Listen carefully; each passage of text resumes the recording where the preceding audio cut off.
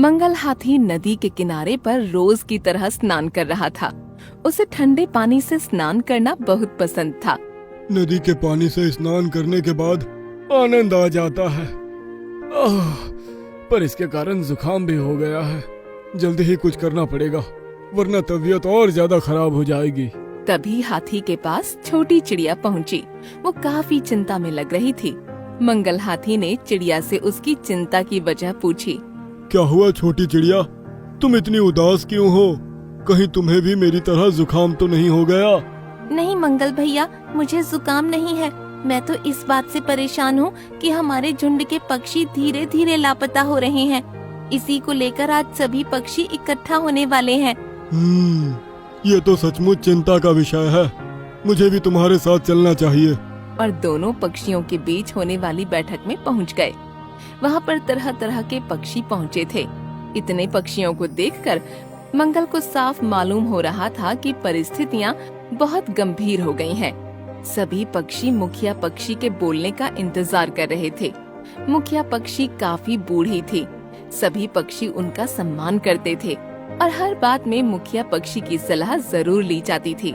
सभी पक्षियों को अब सतर्क रहने की जरूरत है। हमारे बीच में हमारे बहुत सारे पक्षी मित्र लापता हैं। हमें उनकी कोई खबर नहीं है।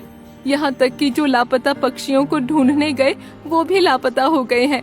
क्या किसी को पता है इन सब के पीछे कौन हो सकता है? तभी वहाँ बैठी कोयल ने कहा, जो भी पक्षी गायब हुए हैं वो सभी दक्षिण दिशा की तरफ ही गए थे। दक्षिण दिशा की तरफ खुशबूदार फूल है, जिसकी सुगंध से पक्षी आकर्षित होते हैं और खुशबू से बेहोश होकर फूलों के झुंड में गिर जाते हैं। जिसके बाद उनका क्या होता है ये कोई नहीं जानता, और जो भी उन्हें ढूंढने जाता है वो भी फूलों की सुगंध में बेहोश होकर गिर जाता है और लापता हो जाता है। ऐसे तो वहाँ क्या हो रहा है ये हमें कभी मालूम नहीं होगा। लगता है भगवान को यही मंजूर है। इस समस्या का कोई हल नहीं है। आप परेशान ना हो, हम सब इस परेशानी से निजात पाने के लिए कुछ न कुछ सोचेंगे। तभी छोटी चिड़िया को एक युक्ति सूझी और वो मंगल हाथी से कहने लगी, हाथी भैया, आपको तो जुकाम है। इसी वजह से आप ना तो उन फूलों की खुशबू सूंघ पाएंगे, ना बेहोश होंगे। आपको वहाँ जाकर देखना चाहिए।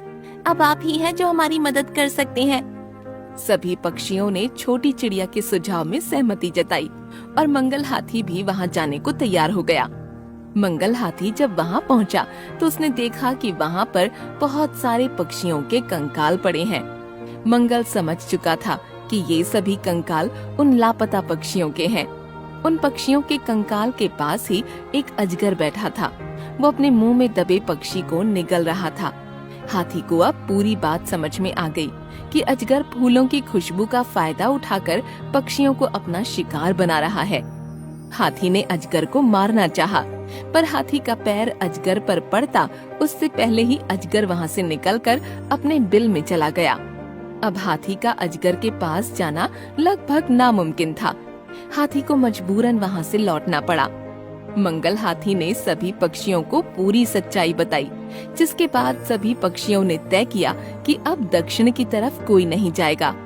तभी मुखिया चिड़िया ने पक्षियों को रोकते हुए कहा, पर ऐसे तो ये समस्या पूरी तरह से खत्म नहीं होगी। हमें उस अजगर से निपटने के लिए कुछ न कुछ सोचना ही होगा। तभी छोटी चिड़िया बोली, मेरे पास एक युक्ति है जिससे हम उस जहरीले अजगर से छुटकारा पा सकते हैं। हम में से अगर कोई जहरीले फल खाकर अजगर का शिकार बन जाए तो अजगर भी उस जहर के कारण मर जाएगा, पर इस योजना में किसी न किसी पक्षी को बलिदान देना होगा। तभी झुंड में से एक पक्षी बोल पड़ा, नहीं नहीं, यह योजना किसी काम की नहीं। भला कौन अपने आप को अजगर का शिकार बनाना पसंद करेगा? और इसी तरह सब छोटी चिड़िया की योजना को नकार देते हैं। सभी पक्षी वहाँ से उड़कर चले जाते हैं। छोटी चिड़िया अब अपनी योजना के साथ बिल्कुल अकेली पड़ गई थी। मुखिया चिड़िया और मंगल हाथी भी छोटी चिड़िया को समझते हुए वहाँ से निकल गए। सूरज डूब चुका था, लेकिन छोटी चिड़िया को अभी भी नींद नहीं आ रही थी। वो लगातार अपनी योजना के बारे में सोच रही थी। उसने अपने आप को बलिदान करने का फैसला बना लिया था।